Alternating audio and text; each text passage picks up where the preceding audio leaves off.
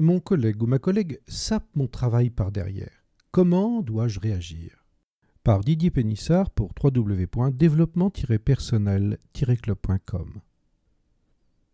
Ce type de personnalité est considéré dans la classification de la gestion des personnes difficiles comme des vipères.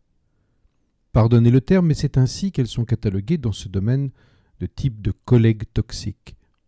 Pour autant, une grande partie de ce type de comportement révèle d'une forme de jalousie maladive, et ce qui signifie que ces personnalités toxiques dans le milieu professionnel cachent au fond de leur âme d'une peur de manquer de compétences par rapport à leurs collègues. En réalité, c'est une façon bien singulière que de chercher à tout prix à se mettre à niveau en sapant, par derrière, le travail d'un ou d'une collègue. Le but dissimulé est de tenter de se hisser au niveau de celui ou celle qu'il va porter préjudice en dénigrant ou sapant le travail effectué des autres. Anticipez la réaction hostile de votre collègue. La meilleure stratégie pour faire stopper ce type de comportement toxique consiste à anticiper son comportement prévisible. D'un point de vue pratique, quand vous effectuez une tâche, lancez dans l'assistance, et bien entendu en présence de l'intéressé, mais de façon générale et sans la viser de façon explicite. Par exemple, « Bon, voilà, je viens de terminer ce travail ou cette tâche.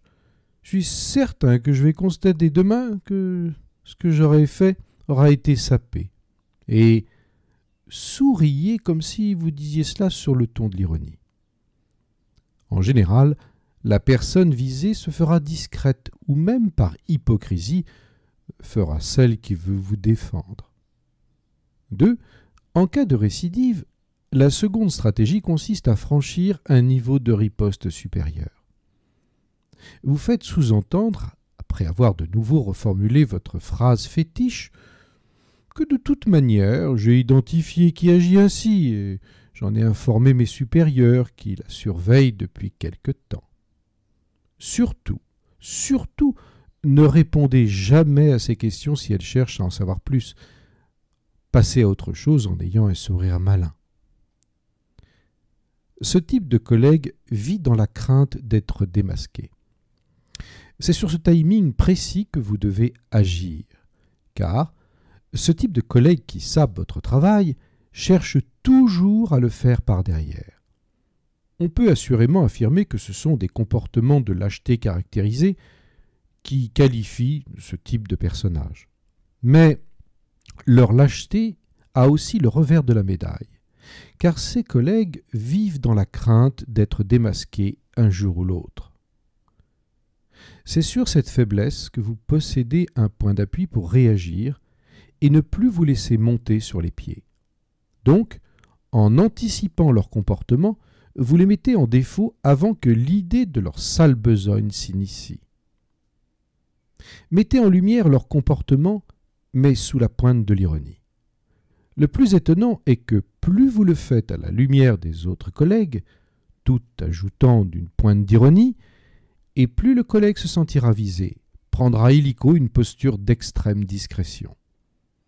Vous passerez ainsi pour quelqu'un qui ne rapporte pas à tout bout de champ. Au contraire, en affirmant en préventif « Oh, je m'attends à ce qu'une petite faute soit glissée dans le dossier dans mon dos.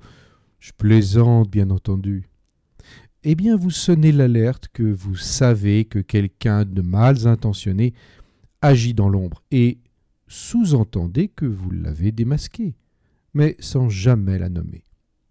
Je peux vous assurer que si vous maintenez pendant un mois plus ou moins cette habitude de réagir ainsi, vous constaterez qu'elle finira par s'arrêter d'elle-même. Si vous vous intéressez au domaine approchant des personnes difficiles, des personnes toxiques, sachez que je suis l'auteur d'un programme en vidéo qui s'appelle « Comment gérer les personnes difficiles et vous faire respecter ».